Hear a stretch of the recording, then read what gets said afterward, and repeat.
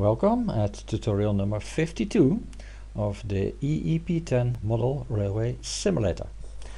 In this video we're going to have a look at a complete project from start to finish of an EEP layout including scenery.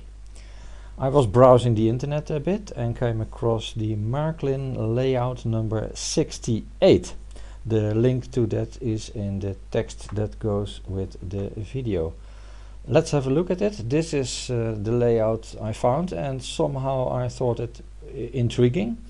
There are two stations. It's a very small layout, two stations still, and a ramp going up. This is on a height, and there is also a sort of zigzag road going to that height. So that seemed like a nice challenge to build. There is a few tunnels over here, so there should be room for a depot somewhere around there.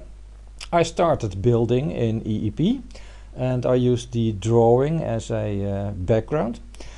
In video number 34 this is explained how this can be done, how to use a image as a background, as a template. So what I did first is just lay the track exactly, or more or less exactly, over the layout drawing. And then as a second idea I added the depot station, two stations with 4 tracks, so that I can have 8 different trains running around on these 2 stations over here. And also added a road, and well, it's a sort of a mountain road going up to the 18 meters height. Well, somewhere around 1/3, no, not even 1/3, it was only 1/10 of the project. It looks like this. There is the all the track, here is this road, and well, that was a little bit of a challenge, how to make a nice ramp and make it look a little bit realistic. Also, these kinds of curved platforms are always a nice challenge to build. So there was already enough work involved over here. Well, a little bit further I added a few backdrops with trees, and also in the far distance one of the EEP backgrounds. And a few houses, as you can see, a little industry, and well, that's and okay, a nice tree here in the middle, and only 2 trees over there. Not enough to make it look wonderful, so more needed to be added. And well, this is just another view. Added a sort of commercial building with an Italian restaurant, and then placed some parked cars here at the railway station, made a bit more trees, and a few freight depots over here and over here. So it was slowly growing. I started to add a few cars and let them drive around on these roads, and that all works nice. And okay, started to add some more trains and some freight, making it look a little bit more realistic. Well, it's not meant to be realistic, it is meant to be a model railway simulation. So it started to grow and grow, and don't ask me how many hours in the meantime were involved. It is too many to even keep count of. Because yeah, every little bush and every little detail, you got to find it in the database, and then you got to place it, and then you're not satisfied, and then you move it around a bit. Well, so I am very much having a big admiration for those people who have been building very, very large EEP layouts. That can be projects of multiple years, I bet. Okay, so it was growing, and well, here are just a few pictures of how the status is at this moment. It is more or less, well, it's never finalized, but it's more or less in a sort of a final state. And well, these are just a few overview pictures showing left or right or east or west, or how do you want to call it. Well, as a model railway it is okay, but I have seen examples of people building quite realistic railways, and well, that is so many hours involved, I understand now.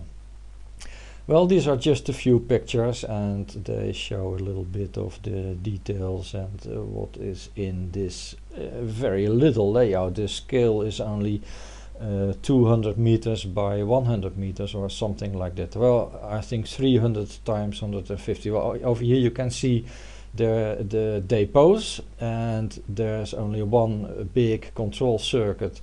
Of course, the control for the two depots, and then a control for this station over here, and two controls for the single tracks that are on the east and west side. Well, let's just have a look at EEP itself, that then we get a bit of moving. This is a complete overview, and well, from left to right I think it is 300 meters and 150 meters vertical. Okay, so let me zoom in a bit. Well, let's just go to the control panel. Why not? I added a control panel in the similar way I always do.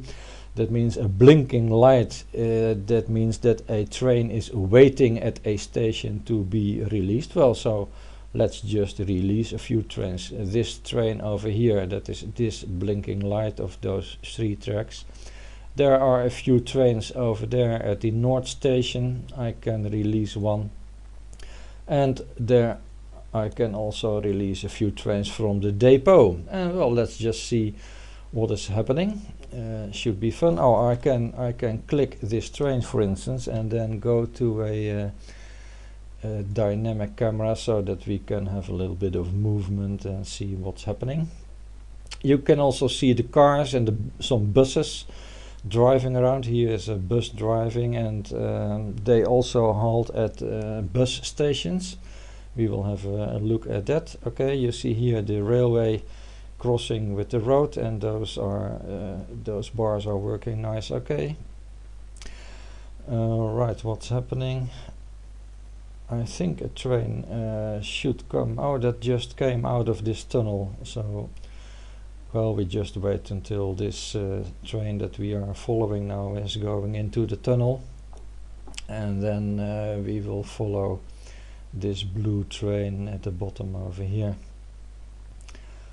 Okay, that is a freight train coming in, and over there is a bus station. I'll take a overview camera, let's say from the southeast, then maybe we can see that. If we go up a little bit, yes, you can see over here there's a bus station, and the bus is waiting. It's waiting there for, I think, oh, and here's another bus station at this railway station, and the buses stop automatic, and after a minute or 1.5 minutes, or this one after 20 seconds, they go on again.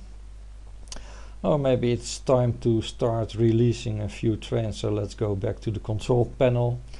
Let's release this train over there, track 1, and let's release this train on track 2, and let's release a train on the depot, and just follow to see what happens.